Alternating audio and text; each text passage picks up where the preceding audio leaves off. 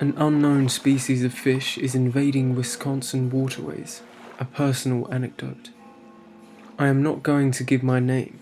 I don't know if my safety is at risk or not, but I'm not chancing it. All you need to know is that I'm a biologist operating in Wisconsin, and I focus mostly on freshwater fishes and amphibians. I've waited for the DNR or the EPA to release a report or a statement or anything at all, acknowledging that Wisconsin has been invaded by a previously undiscovered species of fish. I don't know if their silence is a cover-up or simply incompetence, but I can't wait for them any longer. The people need to be aware of what's in their waterways. In the summer of 2015, a local fisherman brought in a smallmouth bass for examination. He believed the fish was sick and infected with parasites, and he was right. I pulled a small creature from the bass's gills. My examinations revealed it was a vertebrate, and not a worm like I originally suspected. I concluded it was a fry, though I couldn't identify the species of fish. I sent the specimen away for testing. I never heard back. The next month, my colleagues and I were electrofishing. This is when we run an electric current through the water to temporarily paralyze fish for study. And we caught a species that none of us recognized. The fish was about 12.5 inches and was a reddish purple color. Its body was knife-like, similar to the Notopterid family of fishes. What made it so strange was its mouth. The fish had dozens of sharp teeth, arranged in multiple rows on both the roof of its mouth and the lower jaw. It reminded me of lamprey teeth, but no species of lamprey had a lower jaw. 4 short protrusions, 2 on each jaw, extended out from around the mouth. They're most likely sensory organs of some sort. The eyes were small for a fish of that size, and we later determined them non-functional. There is no species of fish with those characteristics in Wisconsin, nor in any freshwater body in North America. If I had to hazard a guess, I'd say the fish we found reminds me of deep ocean species, though it lacks the trademark bioluminescent features of such fish. An examination of the fish's sex organs revealed them underdeveloped. Our catch, which was over a foot long, was only a juvenile and not yet capable of sexual reproduction. Over the next year, I kept my eye on fishing and survey reports. No official accounts of an unknown species were made in that time, but I did speak to several anglers who described catching something similar to the fish I was studying. One man claimed his catch reached 60 inches, though he took no photographs and released the fish immediately after catching. I did manage to put together a dietary profile for the fish based on what the anglers said they used for bait. Each of the fish had been taken on smaller fish, cut bait, or blood-scented meal. I concluded that my subject was likely entirely carnivorous. I managed to catch another specimen of my own, using a yellow perch as bait. Whatever my mystery species was, it seemed to rely heavily on smell and taste to find prey, because there are no accounts of it attacking artificial lures. My new specimen was 63 inches. Its eyes were non-functional, like our first specimen, suggesting blindness was a species-wide trait. In the fish's stomach, I found several sunfish and perch, a hatchling duck, and a smaller fish of the same species. The most remarkable aspect of my catch was the sexual organs. They weren't as undeveloped as the first fish, but they still weren't mature. If this fish wasn't sexually mature at over 5 feet long, how large was a fully grown adult? Once again, I sent the fish away for testing, and once again, nothing came of it. In the summer of 2017, a rash of reports came in from Milwaukee area. Anglers and boaters kept seeing something enormous in the waters of Lake Michigan. The tabloids seized the story, and soon the Milwaukee monster was the hottest new thing for cryptozoologists and monster hunters the nation over. Dozens of people rushed to the city to scan the waters with binoculars. The DNR dismissed the reports of a lake monster as a case of mistaken identity.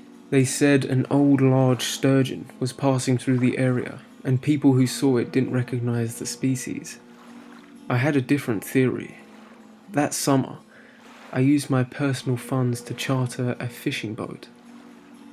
Once a week, we'd go out and scour the coast and shallows for evidence of a massive fish.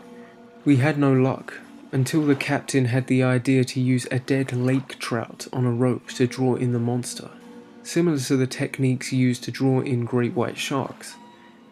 Lake trout reach enormous size, so it was unlikely anything but what we were hunting would go for the bait. We dragged the dead trout for several hours before the creature came. It's difficult to tell the proportions of something underwater, but I estimate it to be 10 to 12 feet in length, based on the size of the shadow. I'd attached a waterproof camera to a pole and dipped it into the water to get footage of our quarry. My suspicions about its identity were confirmed when it reared its head to bite the trout. I caught a glimpse of its telltale rows of teeth and sensory organs. It shredded the trout in a single bite and tore most of its body away from the rope. Then it dived for deeper waters with its prize and didn't return.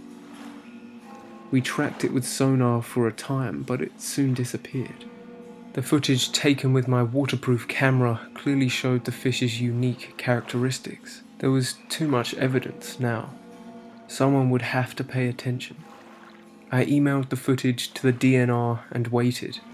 Several days after, a fire destroyed my lab. The camera and all backups of its footage were lost. The monster hunt came to a tragic end in the last month of summer. A family took their kids swimming at the beach, and their little girl slipped beneath the water, never to be seen again. After that, the local police started discouraging the cryptozoologists and monster hunters who came to the city. The Milwaukee monster fad passed as quickly as it came. I was relieved of my position in the fall. Their excuse was budget cuts. Obviously, I suspect someone wasn't happy about my research. I've since learned things that may relate to this new species of fish.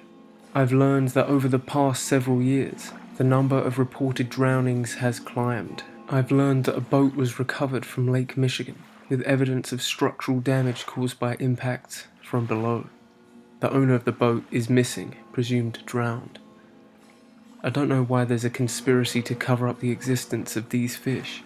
I don't even know if there is a conspiracy, or if I'm losing my mind. But this fish is real, and all evidence points to it being the first freshwater species on record to regularly prey on humans. I don't know where it came from, but the people need to be warned. Please, if you're in Wisconsin, or anywhere in the Midwest, don't go swimming in the lakes and rivers. Thank you all for listening. I found this post on NoSleep by user Jacob Milk. The link to the full story, as always, will be in the description. Now we come to the analysis part of this reading. So clearly this is a story geared towards fans of cryptozoology. It even makes references to the Missouri River monster, which I'll make a video on soon. This was a mysterious wake which was actually caught on tape, and it's still uncertain as to what creature created it. So that's clever, it adds a touch of realism to it. I always appreciate that. We have the whole government conspiracy angle, so that once again leaves for the possibility that this could be real. I'm almost certain that it's not, and it's just a piece of creative writing, but the fact that the author is making an effort to add some realism to this allows you to suspend disbelief and invest yourself in the story a lot more, so I always appreciate that. You get the same effect from found footage movies. You know they're not real, but it allows you to pretend for a moment, which is the essence of a horror story. As to whether or not the government would cover up something like this, maybe they made a mistake, maybe they're trying to farm this creature in some way. It seems far-fetched, but the government has in the past done things behind the public's back. And he even acknowledges this in the story. He says, I don't know if I'm going insane, and there isn't actually a conspiracy theory. So once again, a touch of realism. This isn't coming from someone who's just a raving lunatic, it's someone who's logical. So let's break down the creature itself. It takes on the form of a lamprey, but it has jaws, so it obviously isn't in the lamprey family, they just have suckers. It has sensory organs, he says, kind of like an anglerfish, maybe a catfish. While I was reading it, I pictured a Wells catfish maybe, something that looks kind of like that. They also attack people and get to pretty large sizes. He was also quite moderate with the size, which I can respect because once again it makes it realistic. The animal is obviously very big because it can damage boats and attack people, but there are some freshwater river species living in China that can get to